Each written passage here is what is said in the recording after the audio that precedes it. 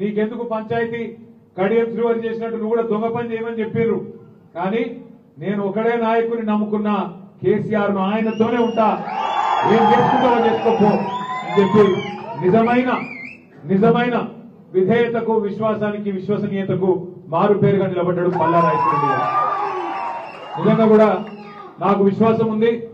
జనగామ, పాలకుర్తి, గన్పూర్ మూడింటి సమాహారమే 12 మండలాల మీ జనగామ నియోజకవర్గం. 2 మున్సిపాలిటీలు ఉన్నాయి, జనగామ, గన్పూర్. తప్పకుండా జనగామలో రేపు కేవలం సర్పంచ్ ఎన్నికలే కాదు, జిల్లా పరిషత్ గాని, మండల పరిషత్ గాని, మున్సిపాలిటీ గాని ఎగిరేది గులాబీ జెండానే అని చెప్పి మీ స్ఫూర్తి చూస్తుంటే కనబడతా ఉంది. 3 నాయకులు మీకు స్ఫూర్తినిచ్చే నాయకులు మీకున్నారు. పార్టీ అండ ఉన్నది. తప్పకుండా ప్రజల దీవెన మీకే ఉంటది. రాజేశ్వర రెడ్డి గారు చెప్పినట్టు 2001 నుంచి ఈ రోజు వరకు రాష్ట్రం ఎటువైనా పూర్వ వరంగల్ జిల్లాలోని మిగతా నియోజకవర్గాలు కొద్దిగా అటు ఇటు అయినా కానీ జనగామ మాత్రం ఆనాటి చేర్యాల, గన్పూర్, ఈ రోజు జనగామ, గన్పూర్ పార్ట్ ఆఫ్ పాలకుర్తి మొదటి నుంచి కూడా కేసీఆర్ గారు వెంబటినే ఉన్నది. 2001 నుంచి 2025 దాకా కేసీఆర్ గారితో నడుస్తున్నది. హృదయపూర్వకంగా మొదటి నుంచి ఉన్న నాయకులకు, పార్టీని బ్రహ్మాండంగా బలోపేతం చేసిన ప్రతి ఒక్కరికి నేను శిరస్సు వంచి నమస్కారం తెలియజేసుకుంటా ఉన్నా. సరే, కొంతమంది మిత్రులు మాట్లాడుతున్నారు, అయ్యో ఇప్పుడే దయాన్న చెప్పినట్టు జూబ్లీహిల్స్ లా గెలుస్తాం అనుకున్నాం, రాజేశ్వర రెడ్డి అన్న అక్కడ ఒక డివిజన్ లో పనిచేసిండు, దయాన్న ఒక డివిజన్ లో పనిచేసిండు, శ్రీనివాసరెడ్డి ఇంకో డివిజన్ లో పనిచేసిండు. 3 కూడా వాళ్ళెంబడ మొత్తం వరంగల్ బృందం అంతా దిగింది, మా వరంగల్ దళం దిగింది, పనిచేసింది, గట్టిగా పనిచేసింది. సరే, ప్రజలు కూడా నిజంగా చెప్పాలంటే మనతోనే ఉండిరి.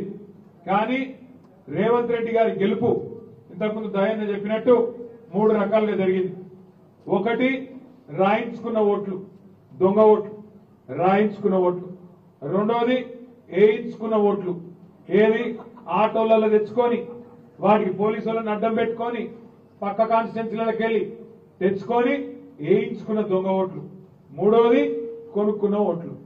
రాయించిన ఓట్లు, వేయించిన ఓట్లు, కొనుక్కున్న ఓట్లతో గెలిచిన గెలుపు అని నేనైతే అనుకుంటలేను, జూబ్లీహిల్స్ ప్రజలు కూడా అనుకుంటలేరనే నేను కూడా అనుకుంటా ఉన్నా. ఒక్క మాట మాత్రం పక్క, సరే ఒక ఉప ఎన్నిక కాబట్టి ఏదో కింద పడి మీద పడి, మరి మీరు చూసిరు ఎట్లెట్లా ఉరికిచ్చినామో వాళ్ళని చూసిరుగా. ముఖ్యమంత్రి అనేటోడు వారం రోజులు నీడు, ఈ ఉప ఎన్నికల వారం రోజులు కాలికి బల్పం కట్టుకొని ఆఖరికి యూసుఫ్ కూడా గలీలలో కూడా తిరిగిండు, పాదయాత్ర చేసుకుంటా. రెండోది, ఒక్క దెబ్బకు, ఒక్క మాటకు ఇవాళ ఒక మైనారిటీకి మంత్రి పదవి కూడా వచ్చింది. అజారుద్దీన్ ఒకళ్ళని మంత్రి చేసినాం, ముఖ్యమంత్రికి ముచ్చెమటలు పట్టించినాం, మంత్రివర్గం మొత్తం ఆఖరికి ఎలక్షన్ జరిగే రోజు కూడా డిప్యూటీ సీఎం బట్టి విక్రమార్క గల్లీలలో తిరుగుతున్నాడు జూబ్లీహిల్స్ లో. ఒక పరిస్థితి తెచ్చినాం కాంగ్రెస్ పార్టీ. ఏది 2 ఏళ్లు తిరగకుండానే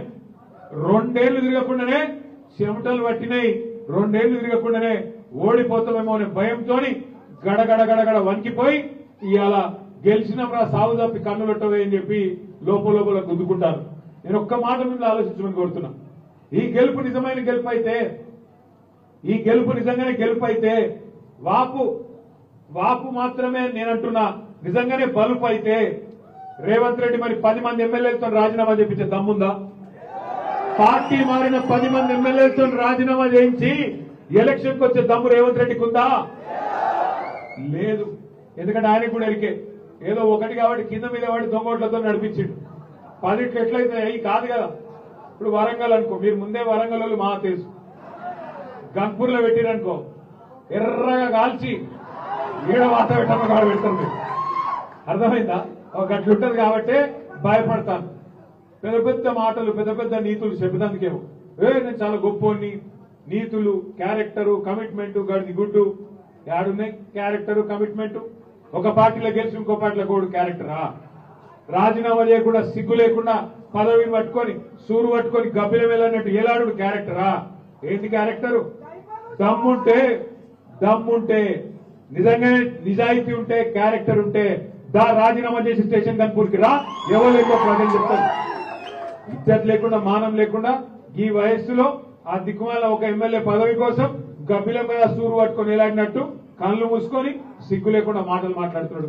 క్యారెక్టరు, కమిట్మెంట్, చిత్తశుద్ధి గండి గుడ్డు ఏందో చెప్తారు ప్రజలు. ఒక్క మాట నేను ఒక విజ్ఞప్తి చేస్తా ఉన్నా మీకు. నిజంగానే రేవంత్ రెడ్డి ప్రభుత్వం ఏదో పీకి పందిరేసిందని అనుకుందాం ఒక నిమిషం. 2 ఏళ్లలో 1 కోటి మంది మహిళలను కోటీశ్వరులు చేస్తా అన్నాడు. 1 కోటి మంది మహిళలను కోటీశ్వరులు చేస్తా అన్నాడు. చీర పెట్టే ముఖం లేదు బతుకమ్మకు కానీ 1 కోటి మందిని కోటీశ్వరులు చేస్తా. కూట్ల రాయి తీయనాడు ఎట్ల రాయి తీస్తున్నాడు. ఒకటువంటి మాటలు అదొక్కటే కాదు, మీరు ఆలోచన చేయండి. నెలకు 2,500 ఇస్తా, 100 రోజుల లోపలనే ఇస్తా అన్నాడు. ఇచ్చిండా? 2,500 లేదు. ముసలోళ్లకు 4,000 పెన్షన్ లేదు. వికలాంగులకు 6,000 పెన్షన్ లేదు. తులం బంగారం లేదు. ఏది ఇచ్చింది ఇప్పటికి 6 గ్యారెంటీలలో? ఒకటి ఫ్రీ బస్సు. అదే ఫ్రీ బస్సు ఆడోళ్ళకు ఫ్రీ అట, ఆడోళ్ళకు ఫ్రీ, మగోళ్ళకు డబుల్ టికెట్. అదే ఫ్రీ పాడైంది. ఇటువంటి కథలు రేవంత్ రెడ్డి మాత్రమే చేస్తాడు, కాంగ్రెస్ మాత్రమే చేస్తాడు. ఇవాళ కాకపోతే సందర్భం రేవంత్ రెడ్డి కాంగ్రెస్ ప్రభుత్వం కాదు, సందర్భం మన నాయకుడు పెద్దలు కేసీఆర్ గారు ఆనాడు సాగు నోట్లో తలబెట్టి తెలంగాణ తెచ్చిన సందర్భం ఈ దీక్షా దివస్. సరిగ్గా 16 ఏళ్ల కిందట 2009 నవంబర్ మాసంలో కేసీఆర్ గారు ఒక ప్రతిజ్ఞ చేసిండు. కేసీఆర్ సచ్చుడో తెలంగాణ వచ్చుడో, కేసీఆర్ శివయాత్రనో తెలంగాణ చైత్రయాత్రనో ఏదో ఒకటి జరగాలన్నాడు. నాయకుడు అంటే కమిట్మెంట్ అంటే ఎట్లుంటదంటే, ఇప్పుడు మన రేవంత్ రెడ్డి బీసీ రిజర్వేషన్ల కోసం ధర్నా చేస్తున్నా ఢిల్లీకి పోతున్నా అన్నాడు. పోయిండు, ధర్నా చేసినట్టు డ్రామా చేసిండు, మళ్ళా తెల్లారే యువతల పడ్డాడు, మళ్ళా పత్తలేదు. అప్పటి నుంచి బీసీ రిజర్వేషన్లు ముచ్చట్లేదు, దాని గురించి మళ్ళీ చెప్తాను. నాయకుడు అంటే ఎట్లుంటదంటే, కేసీఆర్ గారు ఒక మాట చెప్పిండు, నేను ఆంధ్రప్రదేశ్ నుంచి